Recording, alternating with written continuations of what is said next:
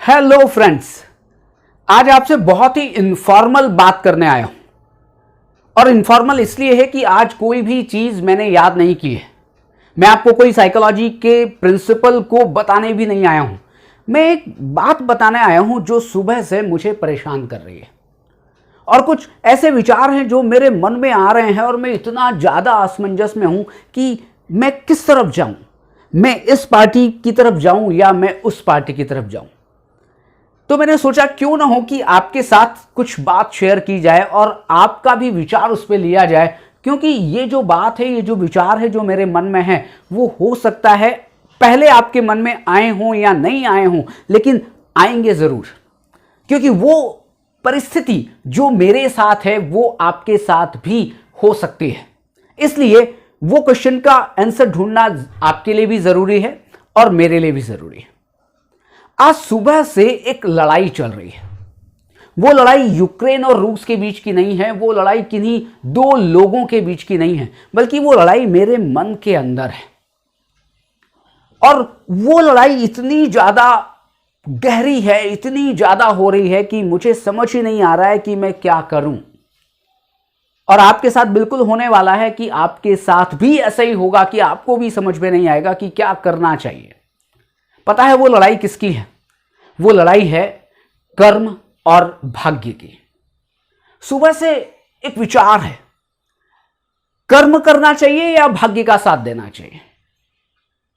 क्योंकि मन के दो पहलू हैं, वो अलग अलग बातें करते हैं। एक मन कहता है विवेक, भाग्य से ज्यादा किसी को कुछ नहीं मिलता, तू क्यों परेशान हो रहा है? तेरे को जो मिलना होगा अगर तेरे भाग्य में होगा तो वो तुझे मिल जाएगा, परेशान होने की जरूरत नहीं है।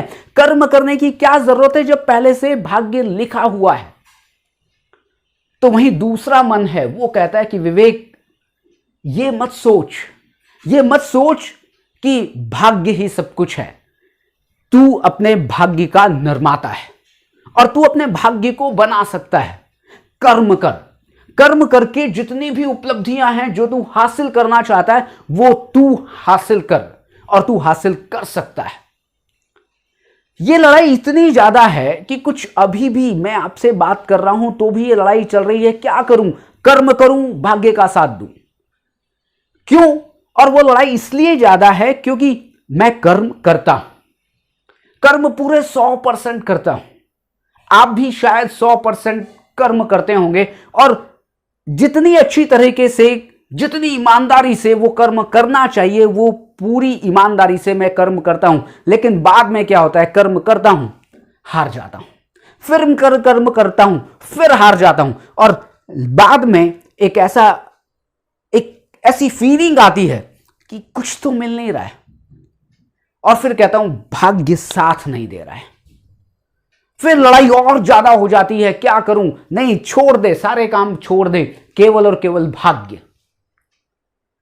सुबह से ये लड़ाई है और मुझे नहीं पता कौन जीतेगा, कर्म जीतेगा या भाग्य जीतेगा, ये भी मुझे नहीं पता। लेकिन लड़ाई का हिस्सा तो जरूर हूं और लड़ाई का हिस्सा आप भी जरूर होंगे। लेकिन बहुत विचार करने के बाद एक बात जो समझ में आई, और वो बात ये समझ में आई कि जब मैंने देखा कि सचिन तेंदुलकर बहुत बहुत बड़ा आदमी है या बहुत सक्सेसफुल आदमी है। आप मुकेश भाई अंबानी को देख लें, आप शाहरुख खान को देख लें, आप अपने चारों ओर उन लोगों को देखें कि जिनको आप सफल मानते हैं। अपने अपनी फील्ड में बहुत सारे लोग सफल हो सकते हैं और आपकी फील्ड में भी कुछ लोग होंगे जो सफल होंगे जिनको आप सफल मानते हैं।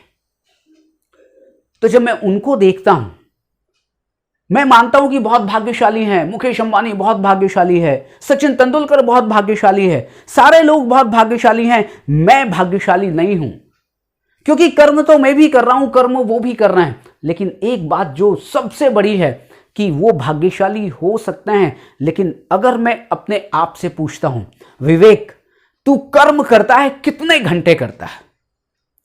जब मैं शाहरुख खान को देखता हूं तो वो 18 घंटे कर्म करता है। जब मुकेश अंबानी को देखता हूं तो वो भी 15 से 17 घंटे अपने कर्म करते हैं। बाद में उनको जो मिलता है वो अलग बात है, ठीक है, उनको सफलता मिलती है, वो भाग्यशाली हो सकते हैं। लेकिन जब मैं अपने आप से पूछता हूं तू कितने घंटे कर्म करता है, और तेरे जो कर्म है वो कितने ज्यादा गहन है, वो तेरे जो कर्म है वो एक लक्ष्य की तरफ कितने हैं। कभी मैं ए कर्म करता हूं, कभी मैं बी कर्म करता हूं, कभी मैं सी कर्म करता हूं और तीनों में पैर पसारने की कोशिश करता हूं और बाद में क्या होता है, बाद में कहता हूं कि मैं भाग्यशाली नहीं हूं। पसीना उन लोगों ने भी बहाया है जो भाग्यशाली हैं और जिनको आप सफल मानते हैं, क्योंकि लोग 24 घंटे में 10 घंटे मैदान के ऊपर होते हैं।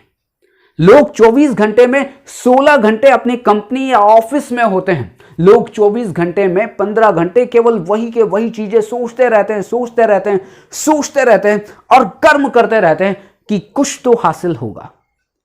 इसलिए उनको हासिल होता है, मुझे हासिल नहीं होता। क्यों? क्योंकि मैं लड़ाई में पड़ा हूं और वो लड़ाई है कर्म और भाग्य की। तब मैं कहता हूं कि नहीं, भाग्य भाग्य नहीं, कर्म।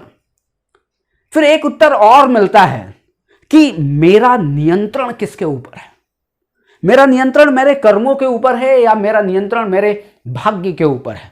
तो उसका उत्तर बड़ा ही सिंपल है और जो गीता से मुझे मिलता है, जो भगवान श्री कृष्ण कहते हैं, भगवान श्री कृष्ण बड़ी अच्छी बात कहते हैं, कर्म कर फल की इच्छा मत कर। यदि उसकी जो पंक्तियां हैं जो गीता में कही गई हैं उनको थोड़ा सोचा जाए तो वो व्यावहारिक रूप से बहुत ही अच्छी प्रतीत होती हैं।